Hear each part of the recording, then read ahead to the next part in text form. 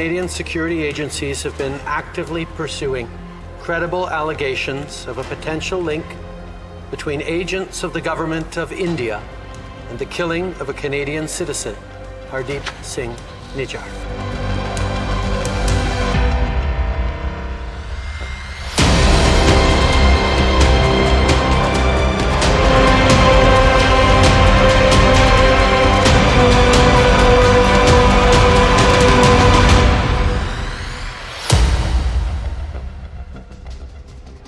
Back on, ladies and gentlemen, but let me ask you, do you know something called credible allegations? There is credible proof, there is credible evidence.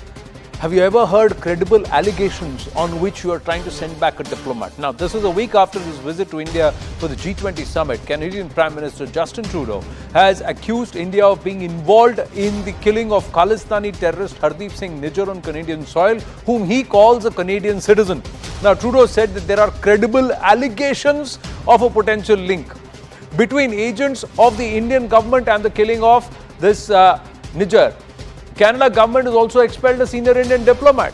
India hitting back at Canada and saying that his claims made by Justin Trudeau are motivated and absurd, and that Khalistani extremists were being provided shelter in Canada. India has also expelled a senior Canadian diplomat over alleged interference, where India says they have credible proof of his involvement in internal matters and the involvement in anti-India activities. The expelled Canadian diplomat Olivier Sylvester, who is the chief of the Canadian intelligence operations in India, has been asked to leave the country in the next 5 days. The larger question is, has Justin Trudeau committed absolute political harakiri, driving a wedge between two friendly nations internationally, but giving India an opportunity to shun the diplomatic niceties and go into an active crackdown on Khalistani elements and their operations and their bases in Bharat? Has Trudeau, for his personal political gains, not just flouted international laws, but he's really soured equations between two great nations and two great democracies? Ambassador Rajiv Dogra is with us. Michael Kugelman, Director, South Asia Institute, with us, Wilson Center, and also Ramneek Singh Mann, activist. Namaste. Thank you very, very much for your time. Ambassador Rajiv Dogra, have you ever heard this term called credible allegations? What does that mean? Well, if you go to any police station anywhere in the world, they will not act on the basis of allegations or an inquiry which is still ongoing. For the Prime Minister of a country to go to the Parliament and say that I am acting on the basis of allegations, I am acting on the basis of an inquiry which is still not complete, but I have not taken action on some other proofs which I have against a human rights activist called Baloch, who was drowned in a Canadian lake about 2 years back, and the investigations were mysteriously not carried through. Pakistan is abuzz. Their human rights activists are abuzz with the allegation, and this is allegations which they are confirming that she was murdered by ISI agents in Canada. So why is Trudeau playing a double game? I can only sort of apprehend that Trudeau has major domestic problems. His disapproval rating, according to a Canadian survey in August, was 57%. This rose to 63% in September, a few days back. So obviously he's a worried man, and he depends on Khalistani extremists for some of his constituencies, for some of his parliamentary seats. So is that it, or is it in his genes that he should be anti-India? His father took no action when intelligence agencies kept telling him that some of the terrorists are busy devising a bomb which they will plant in an Air India aircraft. He chose to ignore it. The result was 280 plus individuals, including children and women, were killed in that blast. And they included also Canadian citizens. Now, talking of Canadian citizens, Trudeau seems to be living in a bizarre world, because twice Canadian authorities have rejected the Canadian citizenship for Nijjar. Despite this, he insisted in his statement yesterday in the parliament, that Nijar is a Canadian citizen. So unless he had ordered that ignore all the rules and regulations on a secret basis, give citizenship to Nijar, then it's a different thing. But even the Interpol notice, Interpol lookout for Nijar, says that he's an Indian citizen.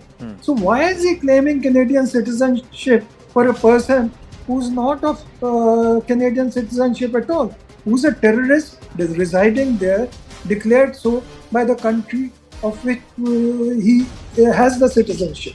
Now he's got trouble back home too. We've just got this update that the MP for Carlton, he's also in the running to be Prime Minister, Pierre, he has come out and said that Trudeau needs to give more proof, because what they're saying is that Justin Trudeau needs to release more information about how he reached his conclusions linking India to the killing of a Sikh leader. He says the PM didn't tell him much more in private than he said in the Commons. So there is no information there. Michael Kugelman, why would Justin Trudeau do this? And does this actually now not just sour equations between India and Canada, but also make him a pariah in the world, because the world is now moving towards India? How does this sour things for Justin Trudeau or complicate equations? Well, to the last part of your question, which is the easiest to answer, absolutely. This does sour relations between Canada and India in a really big way. Look, I'm not in a position to say how credible or how not credible these allegations are that the Prime Minister Trudeau has brought out. But if it's true that there is a domestic political angle to this, then I would argue that Trudeau has been very successful in that. As I understand it, the political opposition in Canada has rallied around Trudeau in support of what he came out with yesterday. But at the same time, I think one could say this. Why would the Prime Minister Trudeau have gone public with these allegations if he didn't think they were true? Would he really want to risk a rupture in relations with India? One would think that he and his government would have to have a lot of confidence that in their view these allegations are credible. Final point on this, I think it's important to look at this in the context of how Canada-India relations are now. They've been in a very bad spot for a number of months, and I think perhaps Prime Minister Trudeau felt that he had nothing to lose at this point, and that he didn't have to be tempted to think about making these allegations more diplomatically or discreetly, quietly, instead of making them public. Maybe he felt that the relationship is in such a tough spot, especially after his very bad trip to New Delhi a few weeks ago, that maybe he felt he had nothing to lose in this regard. So, I'm speculating. We don't know. I don't know the full story and why he decided to do what he did, but I think that one could argue that all types of different possibilities that could reflect domestic political imperatives in Canada,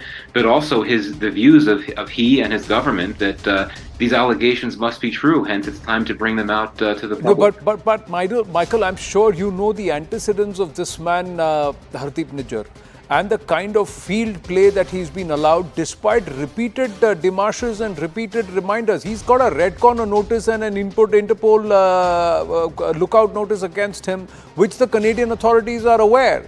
The fact is right now, and as I bring in Ramnik Maan, because it was Trudeau who expelled an Indian diplomat, dropped the diplomatic niceties, there is no pressure on us to go easy on any of these. We can actually go hard on all those elements who we believe are secessionist in their approach to India. Well, good evening, Anand, and everybody on the panel. You see, the problem with the Western countries, especially with the Canadian government as of now, Justin Trudeau is in a spot. He's made wild, bizarre and absurd allegations against a very responsible nation state, which has established itself on the global platform as a responsible and a mature democracy. India has been a country the world has been looking upon for resolution for several challenges that the world today faces, including the Russia and the Ukraine war. Now, I personally feel that the comments of Justin Trudeau are more to do with his domestic audience than with actual facts on ground.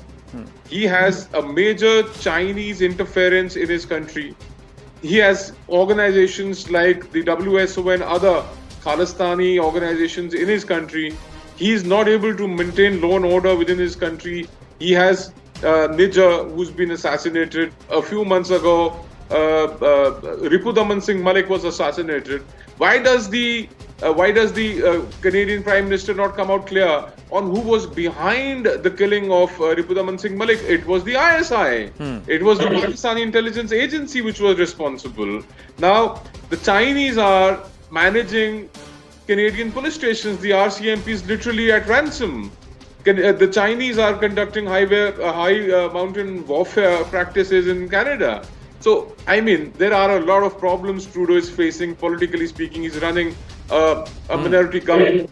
The Liberal Party MPs have made bizarre and vile allegations in the past as well. They need to set their own house in order first before they start making wild allegations at India. They need to take care of the secessionist elements within Canada, the people who are into flesh trade, drug trade, illegal weapon trade. They need to sort their own affairs out before they, start pointing fingers at India. And especially a prime minister of a nation state of a democracy coming out with a statement like credible allegations. It's bizarre. Not that he'd never made a joke or No, see, here is the thing, Ramnik Man. Now, I've just have access to a tweet by Captain Amrinder Singh, the former Chief Minister of the state of Punjab in India. He says the claims by Canadian Prime Minister Justin Trudeau that there was an Indian hand in the murder of Hardeep Singh Nijjar are completely baseless, and he's only playing to the vote bank gallery. During his visit to Amritsar in 2018, I had brought to the notice of Mr. Justin Trudeau as to how Canadian land was being used against India. Still, the Canadian government failed to take any remedial measures so far.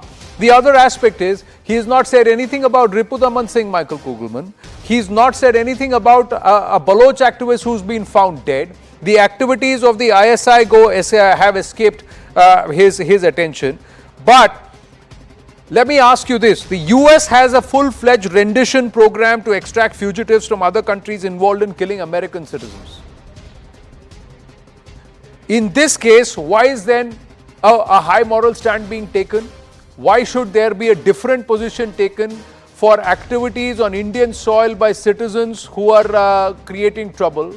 And why is it that there should be a different opportunity position if it is against America and citizens living in another country or in another base? So if somebody is acting against America, you can go to any corner of the world and extract them and do anything about it. But if it is as far as India is concerned, then there has to be all of these considerations taken under. You took a point as far as Hardeep Nijjar is concerned. Why is Justin Trudeau not taking a position with Ripudaman Singh?